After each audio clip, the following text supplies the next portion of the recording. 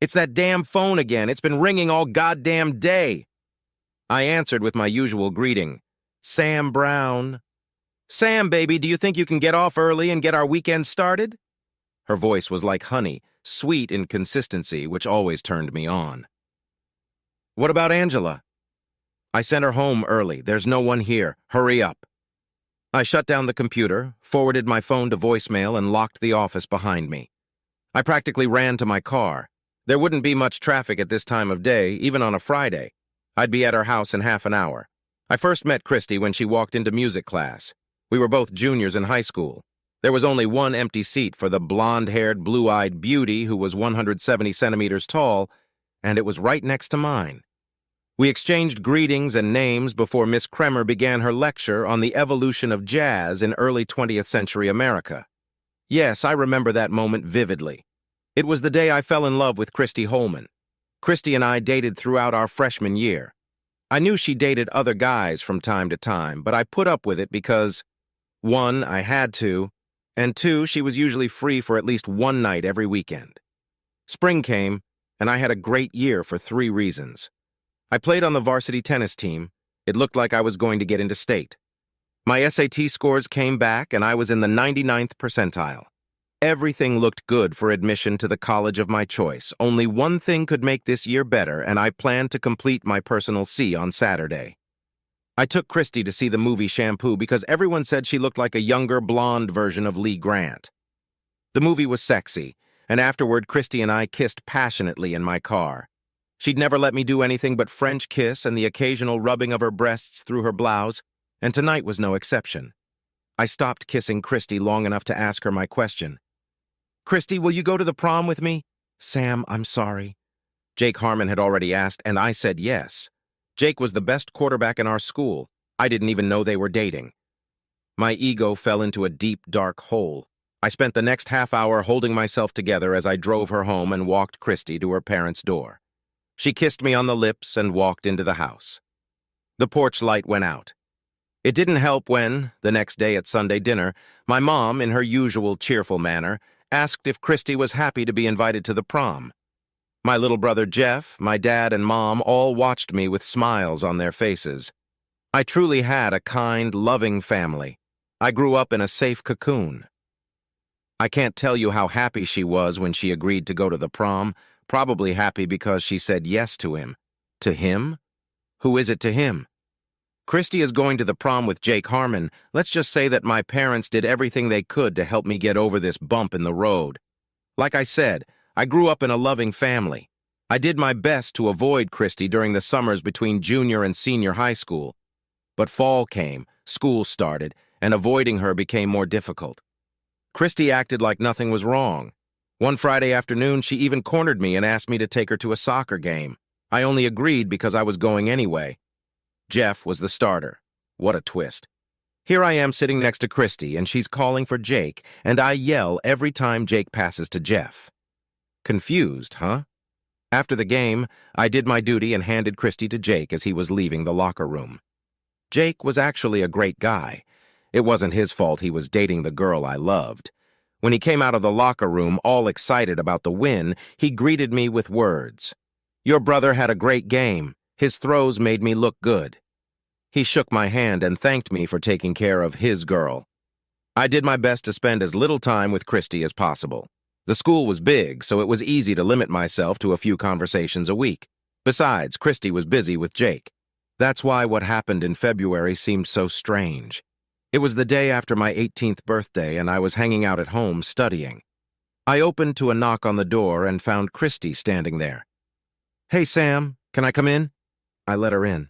Are your parents home? No, Jeff? No, what's up? I brought you a birthday present. Christy took my hand and led me down the stairs to the study. Happy birthday, Sam?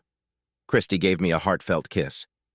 Our tongues played with each other, her hand on the back of my neck pulling me to her mouth.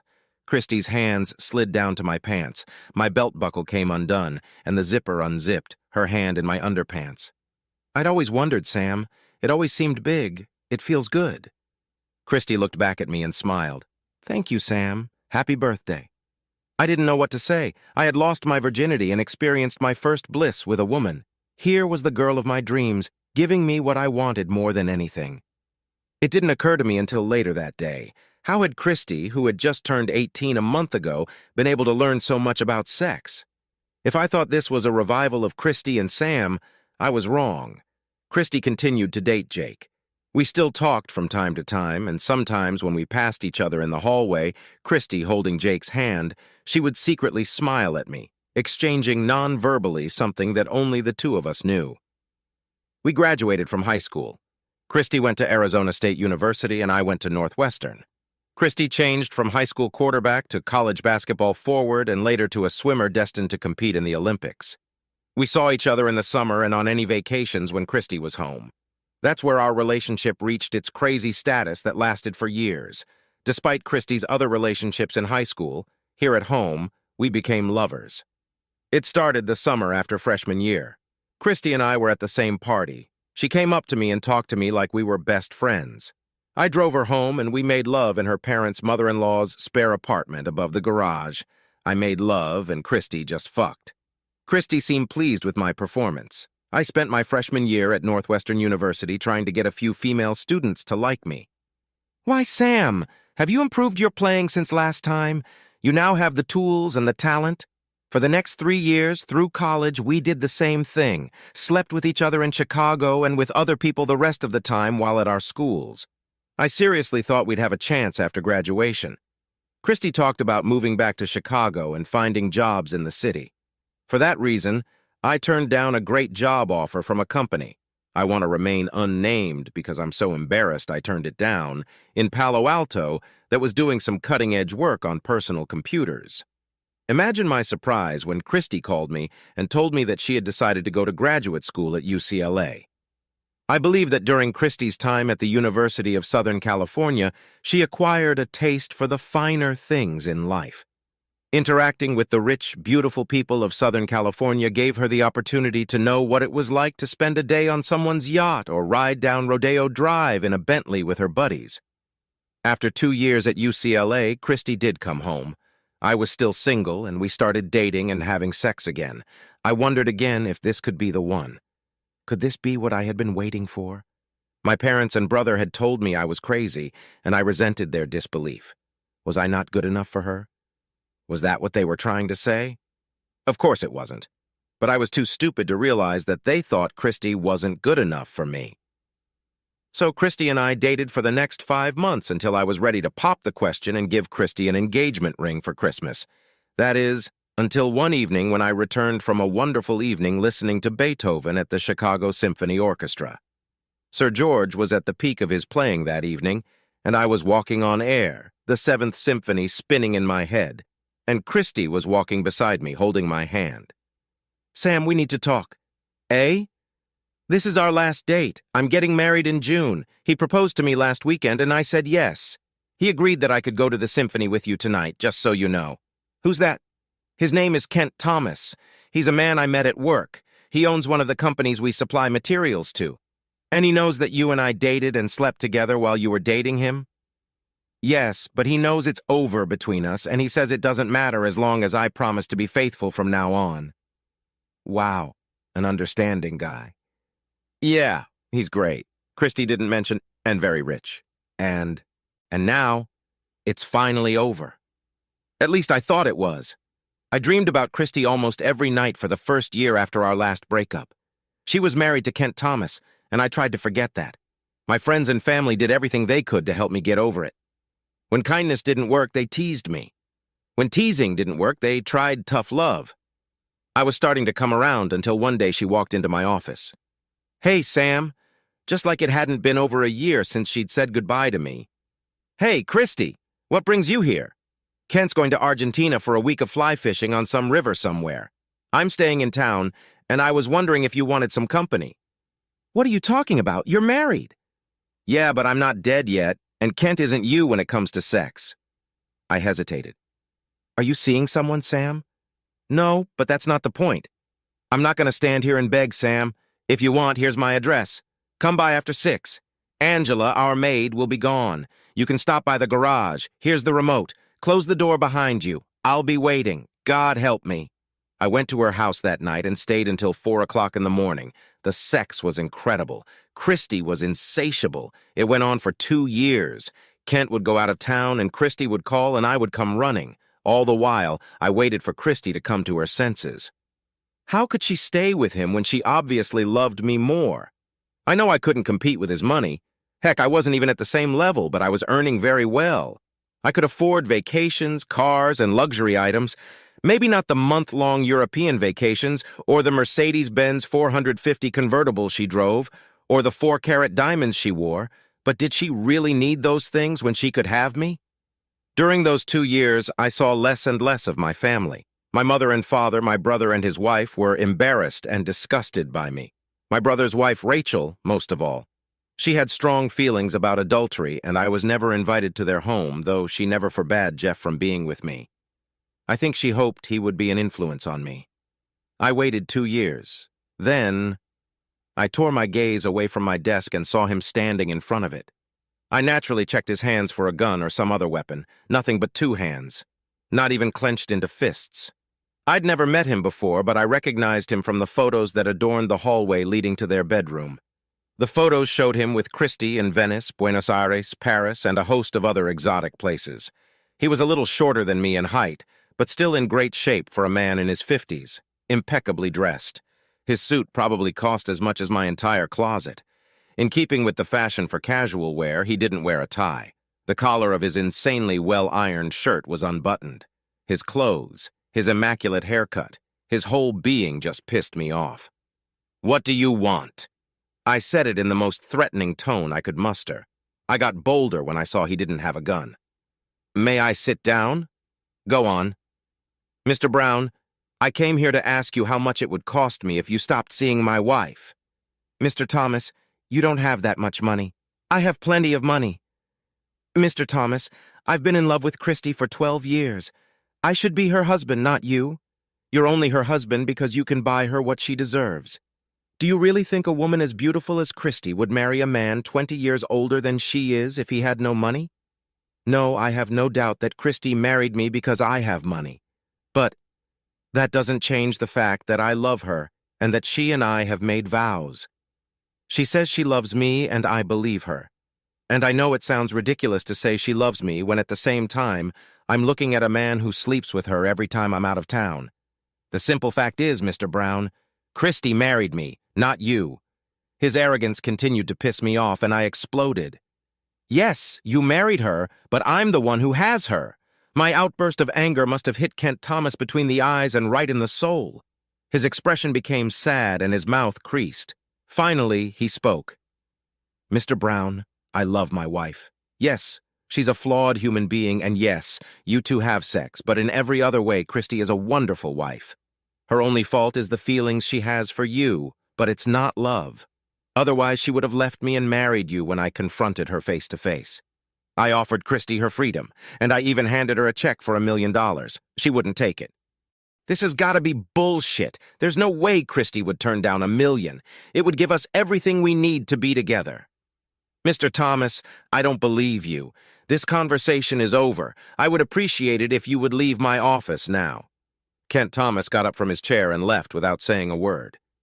Christy didn't call for a few days, but I didn't expect her to call if her husband was in town watching. I decided to contact my brother and go to the Blackhawks game. We were having a great time until I brought up Kent Thomas's visit. "You're not going to believe this, Jeff. The man actually sat there and practically begged me to stop seeing Christy. Can you believe a guy would stoop that low?" My little brother just stared at me with a look of surprise on his face. I couldn't stand it. "What?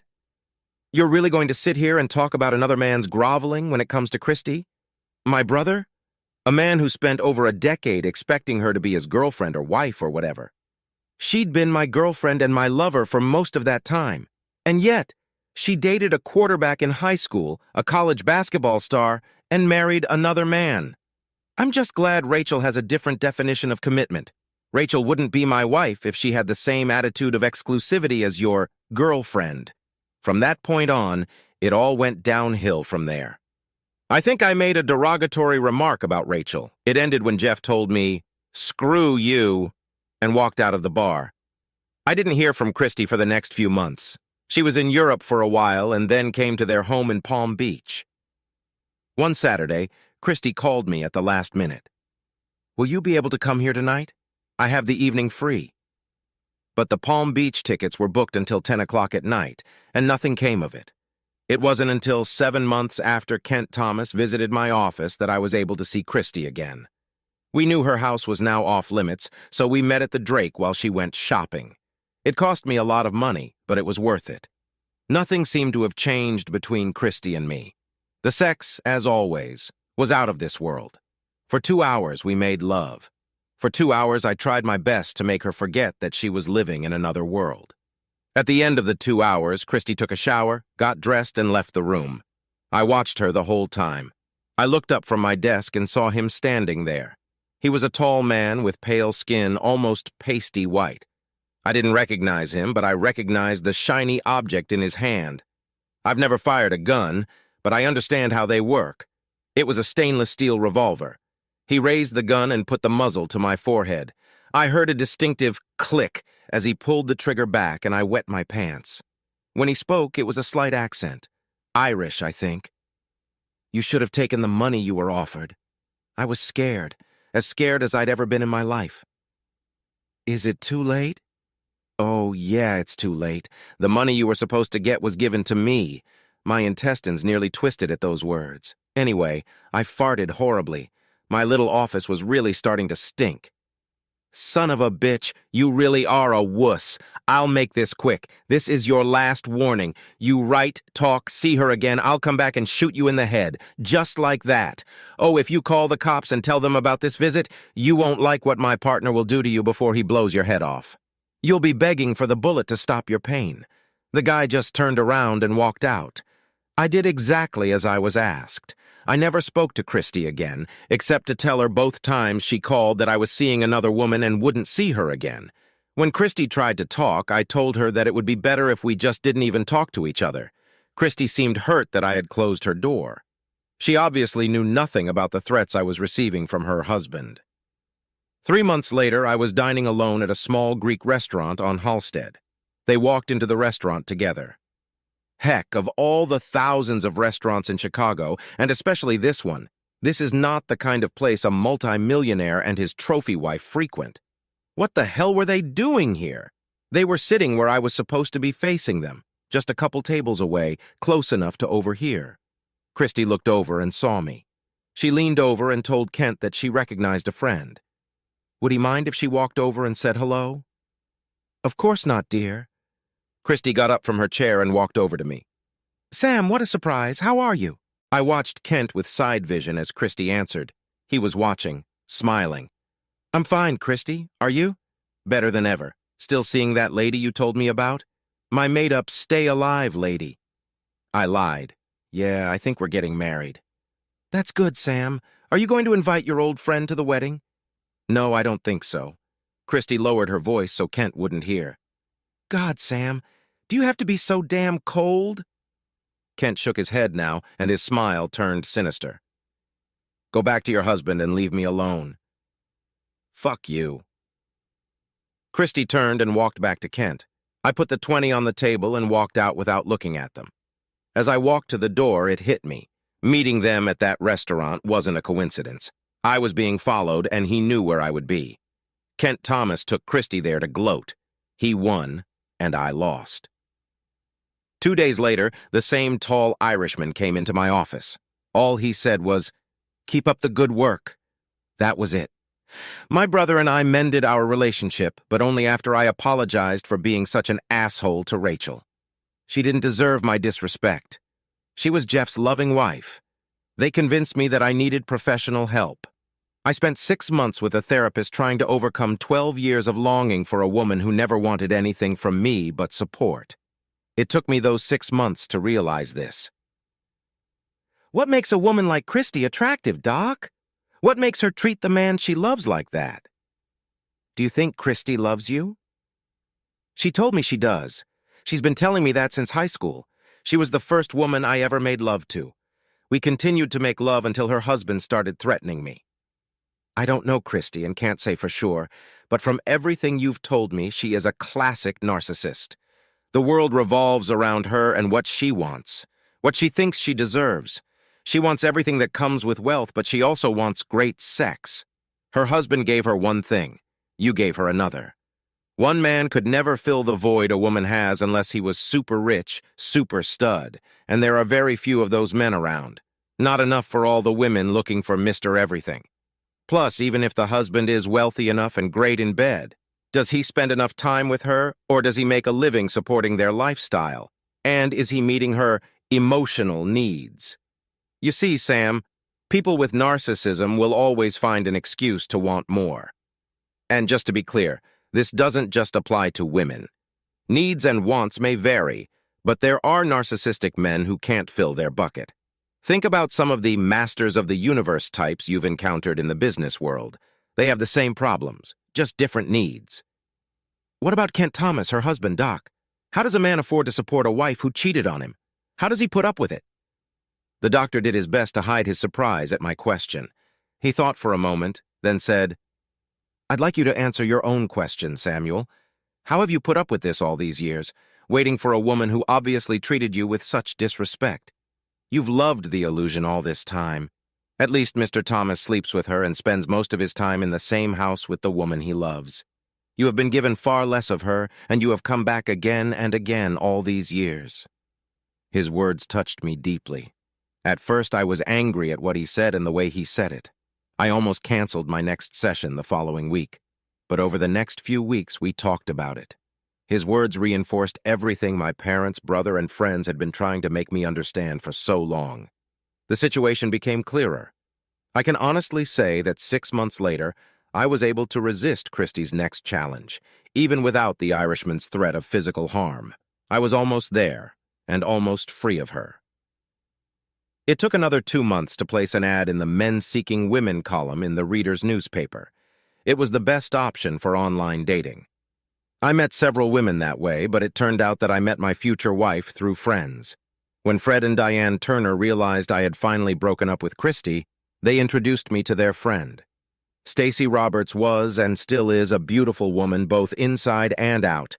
How I was so lucky that this woman was still single and wanted to eventually marry me is beyond the blessings I deserve. We have 2 beautiful children, and in the 30 years we have been married, I can honestly say that Christie has not pursued me in my dreams. I had received an invitation to our high school reunion and was about to throw it in the trash when the phone rang. It was Larry Parker, one of my best friends in elementary and high school. "Sam Brown, it's been too long. I contacted some guys on the tennis team and they want you to come to the reunion. Most are pissed you haven't been to a reunion in 10 years. After Larry and I talked about life, I agreed to come. It would be great to see these guys." Stacy bought a new dress and heeled shoes for the event. She looked classy sexy, not slutty sexy, and I loved walking into a room under the arm of such a beautiful woman. Why does high school shit never go away? We were having a great evening at a table full of tennis team members and their wives when she entered the room. From afar, it looked like Christie hadn't aged a bit in the 30 years since I'd last seen her in that Greek restaurant. Her breasts were bigger. Surely you couldn't help but notice the 2 melons that accentuated her slender figure. She was wearing more jewelry than Elizabeth Taylor at the Oscars, and she was accompanied by a guy who looked to be no more than 40 years old. Most of the men and some of the wives at our table looked at her and back at me, I guess expecting a reaction. Stacy caught all of this. She followed their gazes. This must be Christie. Now our tablemates looked at Stacy, waiting for her reaction. They were disappointed if they expected Stacy to lose her temper. "I can certainly see the attraction. A beautiful woman. Sam, could you get me another glass of wine, please?" Stacy turned and continued the conversation she was having before she was interrupted. She and Larry's wife were bragging about the amazing talents of their grandchildren. I grinned and brought her some wine. We sat at our table for the next half hour. Other classmates came and went, stopping to say hello. Then I looked up and saw Christie standing next to me. "Hi, Sam." "Hi, Christie. You look good." "Thank you." Chuckles. "I don't think you've met my wife. This is Stacy." "Stacy, this is Christie. We've met before." Stacy played along. "Oh, she's so cute." "It's really nice to meet you, Christie. I can't believe you two used to date. You look barely older than our daughter." The comment confused Christy. She was at a loss for words. She was expecting a sarcastic remark from my wife, but instead she received a compliment. Now that Christy was closer, it was obvious that her breasts weren't the only work she had done. The tension around her mouth and eyes was too much. Why would anyone do this to themselves?